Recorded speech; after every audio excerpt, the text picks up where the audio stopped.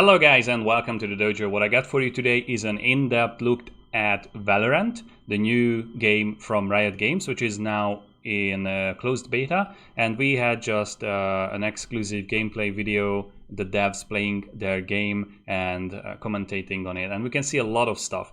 What I want to talk about today, and let's get to this view. Hopefully I'm not obstructing anything. Maybe put myself to the other side here. All right, so I'm sure that you have all seen the gameplays, the abilities that the heroes have, and the stuff that have been around. Now this game I really anticipated because I have been in love with FPS games from a very early age, and recently we had a big release with Apex 1 year ago, and now this game is a hybrid between Counter-Strike Go, between Siege, and a little bit between Overwatch. Not that much, because the team aspect is not that important. I mean, it's important, but it's not. The heroes are more like in Siege, set of kit instead of bringing a full kit that is specialized for a task. Now, you can switch between heroes in this game. So what we are going to see is the gameplay, and I'm going to be going in depth into the UI and what kind of info the game gives us from these videos. Now, you have to know that this is a beta footage, and anything that we see here is going to change. So we are going to update these kinds of videos when we go ahead. And I have been working a lot with game UIs in the past because I'm working on OmniCoach, and we are using video processing to get data from the game, and most of the data comes from the game UI. So it's really important that the game UI is clean. It gives you a nice visibility on what is going on in the game, and it also conveys all the information that is available to you. And I feel like the UI, if you look at it right now, it's kind of minimal, but it still gives you a really good idea about what's going on. It doesn't have a lot of clutter and anything like that. So for example, I'm playing a lot of Overwatch, and you know Overwatch is all shiny and sparkles and stuff like that. So sometimes you can get overwhelmed by that. Now let's look at what Valorant has here. Now this is going to be the beginning of the round, and what we are going to see here is the attacker side. So let's start with the minimap right on the top left corner, because it's a big one. I'm not sure if the UI will be configurable, so you might be able to make it smaller or go and put it somewhere to a different corner. It feels good there, and it's really big, so I feel like the devs want to make sure that you have it there, you're seeing the minimap there, and you are using that in your gameplay. So now what we can see is the general layout of the map. We can see point A and B, and also C. So what the game type is kind of like a search and destroy, bomb defusal. It's called Spike in this game, and it's played in a best of 13. So that's it. Yeah, and looking at the UI now, the minimap is centered around the player. So as the player rotates during his gameplay, his or her gameplay, you can see that the minimap rotates with the player. And that was the first skill. Stuff happens really quickly here. So now look at this point on the map. It's going to rotate, but as the enemies start shooting at you, let's go back just a few seconds here. So as the enemies start shooting, we can see it on the minimap, and this is from the player's view, so they are more than likely to show up during the game, so it gives you information. It's possible that you only get information in a certain range because there are some radius indicators. I'm not exactly sure about that, but you can see that the minimap is really, really useful. Now, just looking at the minimap here, you see when the enemy is firing at you, and then you also see when the enemy died. So those are the first things that we can notice. We can also notice that this guy is carrying the bomb, the spike, and we can also see some kind of other effects on the map. So if anyone else is using abilities, we are going to pay attention to the minimap. Right now, that was the first skill right in the beginning. So let's look at the other parts of the UI right now. So on the top, we have the teams. We can see that this team just got 1 point. That was a previous round. And they now have 4 players because one of the players is dead. And this is why I say it's really clean here, because they don't want to force you to look at the enemy lineup if some of them are dead. So you're just going to see the 4 players that are alive. And it's really important because there's a certain MOBA aspect to this game that you have to be able to predict what the enemy has, what kind of kit they have, what kind of abilities they can use against you, and prepare accordingly. So that's the enemy team. We can also see our team. We can also see that this guy is carrying the spike and the HP of the players. So that's on the top. You can also see the round timers. The rounds are pretty quick. And then if we navigate towards the right side, that's the usual place for the kill feed. Anything that you do is going to show up here, which is now a kill by our team, which is in green, against the enemy team, which is in red. The colors are questionable because if you have problems seeing and differentiating between colors, any kind of color blindness, it might be troublesome. I'm not exactly sure about these colors, but I can imagine that some more distinct colors or color settings would be in the game at release.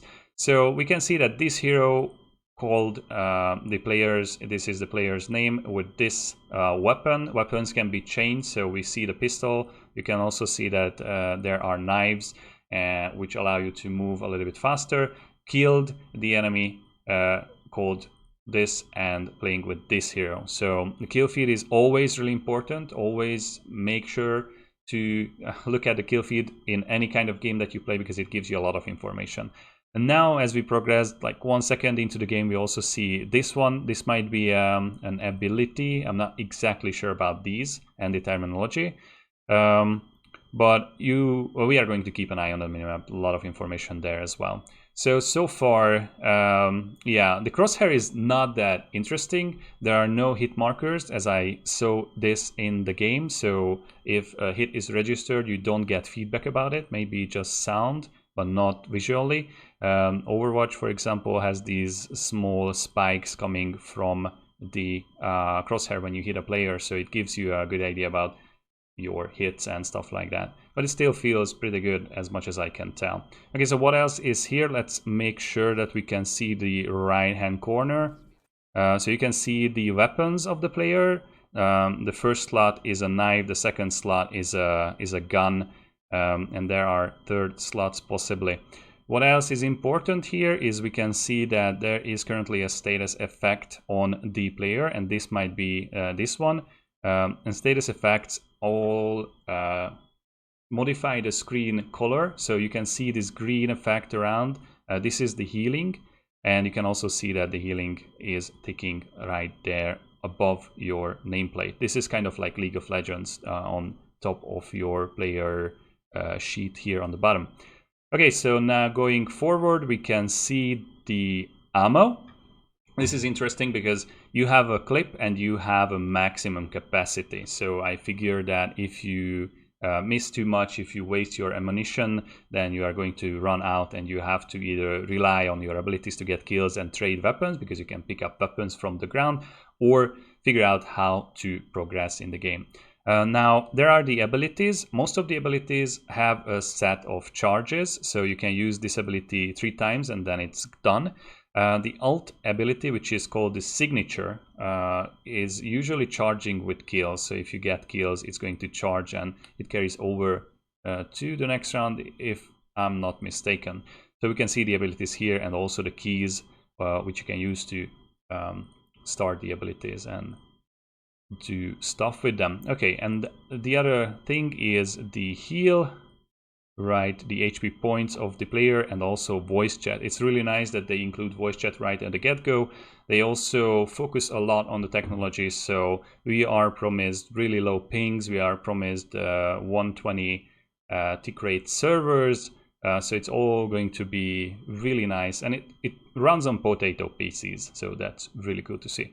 So now let's go into the game a little bit more. Looking at the UI, you can also see 3D stuff in the game, so it's not just the UI, and also the game gives you a really nice idea about what's happening around you.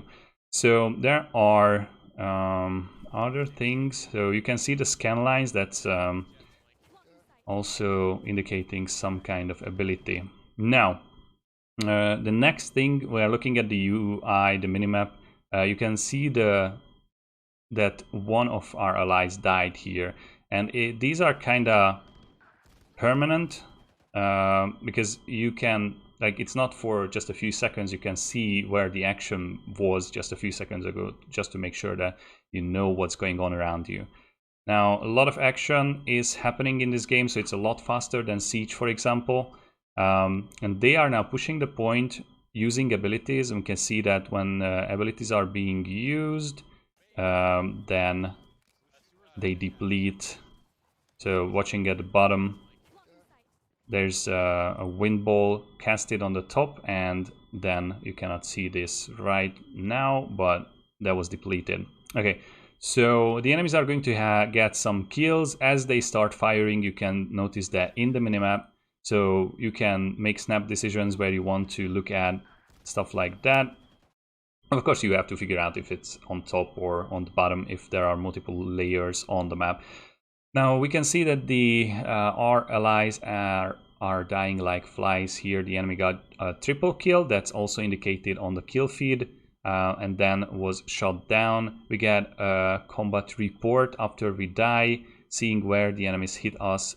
This also can give us nice information about how they aim and what kind of weapons they are using. So that's kind of basically it. And now the spike is being planted, and right as it was planted, we die. Now, one other thing here on the kill feed is this is a wall bang, as much as I can tell. So if you shoot somebody through obstacles, through walls, it's not indicated with a clean crosshair. It also tells you that this was a kill from behind a wall. You can also see that it's indicated here on the top that the spike is now planted and active, and now the enemy team has to defuse it. So that was kind of it for the first round. Now we are going to be able to see the next round going on. And as I told you, the allies are able to move as the attackers to the point where on these maps where there are chokes, and then the defenders are setting up so they have more space to work with, and then you can decide which route you want to take. You can also see like enemies firing abilities on the map, so it gives you a nice idea if the enemies are just throwing abilities all around the map, trying to hit you, give you an idea where they can come from. So that ability, for example, must be in the range from this or this part of the map. So the minimap is really important in this game. Okay, so what else? Then this is now a different weapon. The pistol. One other interesting thing is when you switch weapon, you can switch to the knife really quickly, but all other weapons have some kind of wind-up animation. So you can't immediately shoot at the enemies. You can also see that there's weapon spread, which is indicated by the crosshair. So there's a nice feedback about that, and you can see if you made a headshot, a nice badge will be given to you. So that's it. The headshots, as much as I can tell, it's not indicated. Maybe it is with the crosshair. I'm not exactly sure. Maybe it is with the crosshair. Okay, so there are other indicators around the middle of the screen. There are these status messages telling you what's going on if you don't pay attention to it.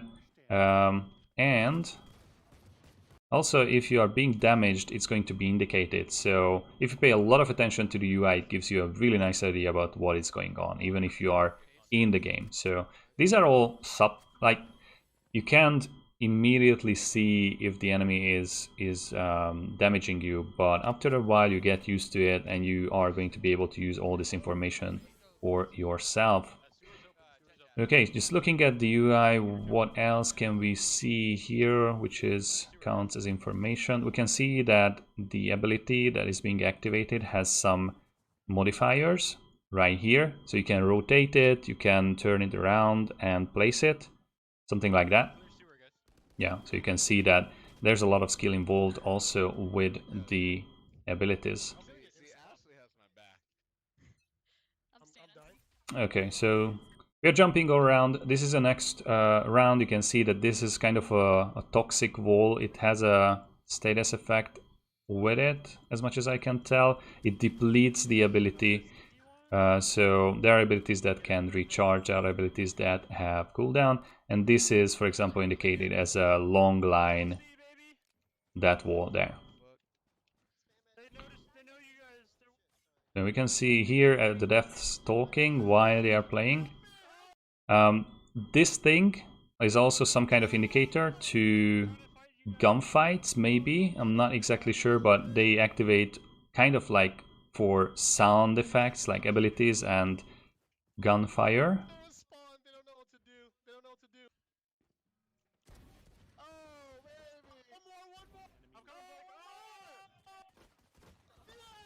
Yeah, it's probably, so getting back to the kill feed, when you get a headshot, it's probably that crosshair, and without the headshot, if you just kill someone, it's without the crosshair there. So that's basically it, that as far as I could tell, and looking into the UI, a lot of information. And I can imagine that this is going to be more and more. They might add more to it to allow us to see more from the game. Also, it is possible that they will change the UI and remove some stuff because they don't want to overclutter it. But that's basically it. That's the idea. I hope it was helpful, and I hope it gives you a good idea about what we are working with here and what kind of information we are able to, or we are going to be able to get from this game. I'm really excited about it, and if you are excited as well, leave a comment below.